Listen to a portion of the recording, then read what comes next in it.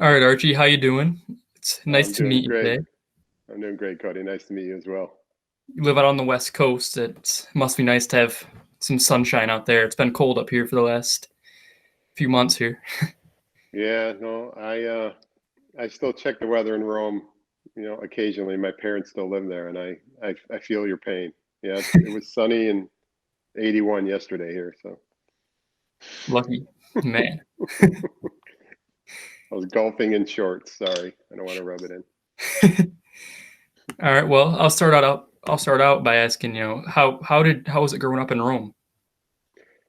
Oh man, I have great memories of growing up in Rome. It was a great time. It was a great time for Rome too, right? And I just remember having kind of run of the town. It's kind of a young kid having a lot of freedom, learning a lot as we grew up. You know, I still, all my core friends are still the kids that I grew up with. So, and it's just nice having that hometown feeling. My parents still live there, so I still get back once or twice a year. And my kids, believe it or not, they love going back. I mean, I have four kids and from 30 to 20, and they love going to visit Rome. So, it's still, even for them, it's kind of a little slice of home for them. It's awesome. What's your greatest memory playing baseball in Rome? I mean, you made it to the MLB, but I'm sure you've got some good memories from Little League or high school ball, something like that. Yeah, I have a lot.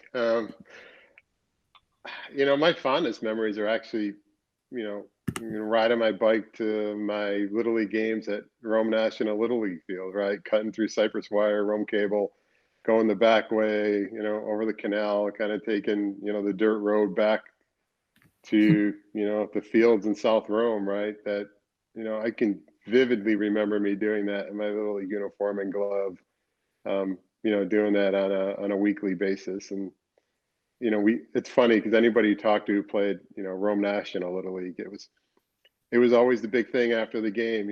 Both teams got together and we got free hot dog and soda after the game at the snack bar. That was kind of the big moment at the end, right? Yeah. But I think as far as baseball in Rome, my early days are really vivid for me. I mean, I had some great times with um, in Smith Post playing Legion Ball. I think for me, Legion Ball really kind of got me on track to to playing in college. Obviously, got me a scholarship at Purdue. I think you know that's where I was kind of recruited and kind of scouted was in Smith Post, not necessarily my junior college days. So just kind of a broad range of memories, but probably my fondest are wrapped around kind of Rome National Little League.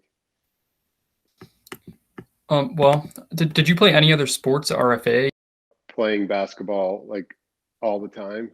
I was always really good at baseball, but basketball was my love. Like I actually played for growing up. The father of Rob Manfred, the now commissioner of Major League Baseball, was my coach.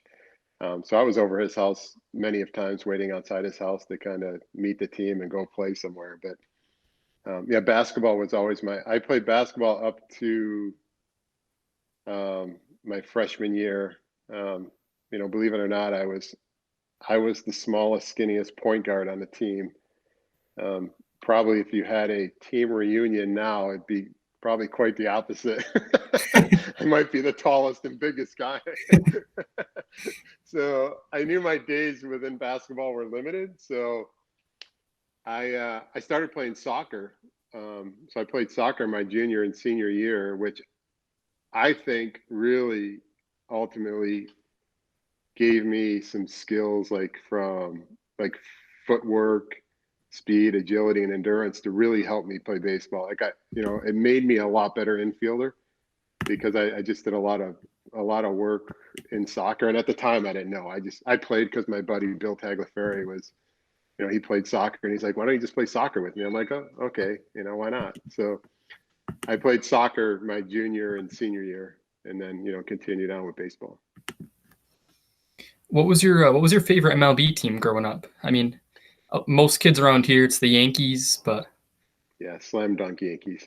Yeah, I was huge into the Yankees. I you know I tell I was lucky enough to to actually, one of my coaches when I got to the big leagues was Craig Nettles. And Greg, I, you know, I can't tell you the amount of times I bounced the ball off my house, dove and caught it, and said I was Nettles getting up, throwing it to first base. So that was kind of my that was kind of my inside joke with him. I told it to him all the time. I used to call him Idol. I didn't even call him by his name. I just called him Idol. So that was kind of one of the coolest moments as far as like meeting one of my quote unquote idols as a little leaguer.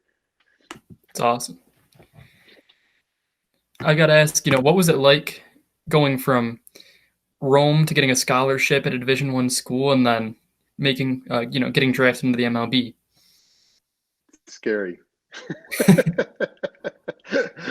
you know, looking back on it, I felt like I was a little bit, God, I don't want to say ignorant, but I didn't know what I didn't know, right? It was, coming from a small town. I know I loved playing baseball. I knew I was good at it.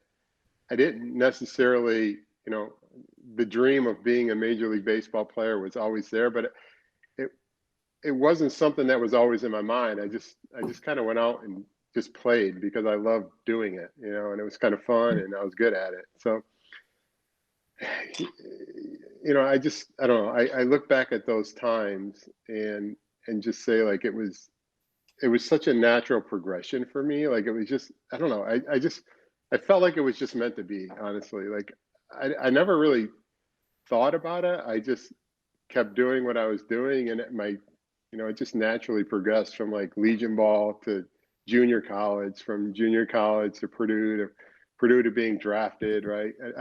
It just, everything seemed to be kind of put in place for me, and then kind of once I got drafted, kind of the rest was kind of up to me to see how I kind of measured up against everybody else. You obviously you started out in the minors. Was it difficult when you first got there, or did you immediately show up to the test, start playing some of the best ball? Yeah. Well, it's interesting because I got drafted in the fifth round, which was, then a pretty decent pick. Like you got more attention because I was a fifth round pick. I was drafted a couple times prior by the Pirates, but again, just, I don't know, from lack of knowledge, I didn't sign. I just kind of went back to junior college and then went to Purdue and I did my thing. And again, the decisions I made, I never really thought that deep about, but now looking back on them, they were great decisions for me to kind of help me kind of mature and grow. I mean, when I graduated high school, I mean, when I graduated RFA, I was not big. I mean, I was a little guy. I graduated at 17. I don't think I was fully mature and grown. Um, I would say I was definitely under 6 foot. I mean, maybe 5'10", 5'11". Now I'm 6'4", 235. I was probably 5'11" and then 150 pounds then. So it was just, it was just one of those things that somehow maybe my guardian angel or something told me, you're not ready, you're not ready, you're not ready, kind of thing. So, again, looking back on it, I just felt like everything kind of just was put in place for me.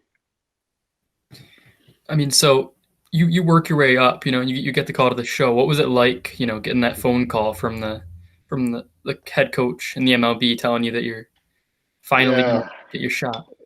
Yeah, it was even that was an interesting story. I swear I should write a book about my story, not because it's my story, because it's truly interesting. Like the way at which I did it. So I was actually a non-rostered invitee to big league camp. So every year they invite their roster guys, and then they invite kind of the all other guys that they think are good, but they're not on the roster. They want to take a look at, and they send them down usually after the first couple weeks. I was one of those guys. I had a really good Double-A year. I had a really good winter ball league in Mexico, and I got the non-roster tender invitee out of Double-A. And we joke about this all the time with my family, but it was like, when I went to big league camp, I mean, I immediately got off to a good start. I think I probably hit like 4 or 5 home runs that spring, and every week they had cuts, and every week I wasn't on the cut list, and I wasn't on the cut list, and I wasn't on the cut list. And finally, I got down to the end of spring training, and I came home for the last cut day, and my wife like, so should we start packing? And I'm like, not yet. um, and it was between me and another guy. We actually had I was in Montreal. We had a last two exhibition games in Montreal against the Toronto Blue Jays. And they were going to make a determination after those two games. And each of us played one game. I played one game. He played one game. And after the second game, I remember they called me into the office and, told me that. And I was just like, I think I jumped on him. I jumped on him and ended up going to the ground because I was so happy. But, it was just, again, just a moment that just kind of fell into place. Again, maybe again, the guardian angel thing, I don't know, but it was definitely memorable for sure. Other than getting, called up to the show, what do you consider your greatest memory in the MLB, with any specific player or a team type thing? Or I have just so many. I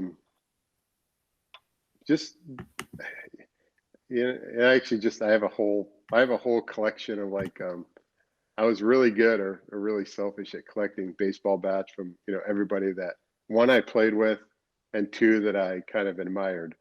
I think being able to do that, I think really just kind of solidified the memory of actually making it. I think to this day, it actually still seems like someone else's life. Like, I look back on it and it was really cool. And we watch videos, and that's really cool. But just the memories of meeting like guys like Greg Nettles, Willie Randolph, guys that I idolized and watched growing up, to be able to meet them as sometimes players or sometimes coaches was really cool. I think another thing for me is, even though a short career, I think I played over 7 years, across 7-year period. I played with, I think, up to 5 Hall of Famers, which is rare, right? It's pretty rare to actually have them on my team, right? And I just think that's one of the things I think that I will never forget. Like, to be able to go to Cooperstown, kind of an area where I'm from, and look at their plaques, and actually know that I actually play with them on my team. They were kind of teammates, which is really cool. I know you had a great relationship with Tony Gwynn. What was it like playing with a guy that was that good? Becoming friends with him. Tony was a great teammate. Like, he was actually one of my favorite teammates. He actually taught me probably the most about being a big leaguer and kind of what it takes to kind of stick around in the big leagues.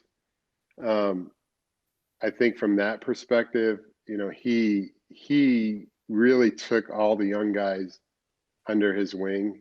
He was in a position in his career where he was a perennial all-star and a batting title leader. I think he won probably 5 batting titles by then. But the Padres were in a position where they were, dumping players and bringing on new talent. But he relished the fact to work with the younger guys, and kind of make them big league players and winners. And from the time I got traded in '93 until we went to the World in '98. We still had a lot of the core young guys that came in '93 that Tony was a big part of developing, right? So I think a lot of the late term success, although we brought in a lot of good guys, Caminetti, Kevin Brown, Finley, all those guys, the core of the younger guys that we developed in those, first few years were a big part of that team. And I think a lot of that had to do, to Tony. Okay, so you went over and played baseball in Japan. What was it like playing with people that speak a different language? I knew some people that went over to Japan to play during their careers and towards the end of their careers, and I always did want to have that experience. So when the opportunity came that year in '99 after the World Series, I thought it'd be really fun to go there for a year. And it was a great experience. My kids were able to go to school there. They went to an international school with, kind of thrown into the Japanese culture. We lived in a very traditional Japanese neighborhood. We all rode bikes to the train station and rode trains to the ballpark to get my kids to school. So we were really thrown into the culture, which was great. And, we have a lot of good memories of it. I wish my kids were a little bit older so they were able to remember a lot more. But from a baseball perspective, it was tough. And I ended up getting hurt over there, which it wasn't that great from an experience. But other than that, living there, getting absorbed in the culture, everything else, it was fantastic. Are you still associated with the MLB in any way? I mean, I know it's been a while since you've played, but what is your relationship like with the MLB? I'm not. I mean, I do a lot with the Padres organization locally. I do a lot of like community relation stuff, community support. I do a lot of like charity events, things like that. Our '98 team. Although I was here, 5 or 6 years before the '98 team. The '98 team, because of the makeup of the team, the personality of the team, and how far we went to get to the World Series is still extremely popular in San Diego. So they tend to call on us a lot to do a lot of different stuff. And so I do a lot of that around town for sure. And I enjoy that. We play, charity softball games against, the Marines and the Navy, and, people come out and watch that. So I don't know. We do some good stuff like that, which is always a lot of fun. And then I'll end it off by asking, do you have any words of wisdom for students that want to play professional sports, something that you completed successfully growing up in Rome? Yeah, I like I said, to me, as I said earlier, right? To me, it wasn't a all or nothing, dream for me. I set There was a goal for me to be kind of the best player I could. It wasn't necessarily being that I have to be a big league player and I'm going to do whatever it takes to get there. I don't know. To me, like the goal was, the idea was out there, but to me, like it was, just enjoying what I was doing and always just trying to get better. And I think that just goes hand in hand with kind of life, right? I mean, I think, even in today's crazy mixed up world, I think everybody has envisions of what they want to be. Um, but sometimes, they're just not realistic. I think, setting short-term goals and being happy with what you're doing and trying to be the best that you can be now, I think pays dividends later. And ultimately, if you're a good enough athlete or, good enough student to play in college, and you work hard and you set short-term goals to be better and better and better, I think ultimately that's better. That's better for reaching the long-term goal than, just setting these goals of unreal expectations to be such a good player now, and kind of maybe reaching your potential, then, kind of getting better as time goes on. I think that's one thing in my career I can really look back on and say, over the course of my career, I did get better and better and better, right? From little league to Smith Post, from Smith Post to junior college to college to minor leagues, right? I always tried to just be better, and I always loved playing the game. A double and an RBI for Cianfrocco. That is 6 RBIs in the ball game for Archi. All right, that was my last question. Thank you for answering some questions. It was great to talk to somebody from Rome that was successful at something that I hope that I can do someday. Oh, it's great. I really appreciate you taking the time and talking to me. It's great to meet you, and good luck. And let me know if you ever have any questions. People in Rome know how to get hold of me.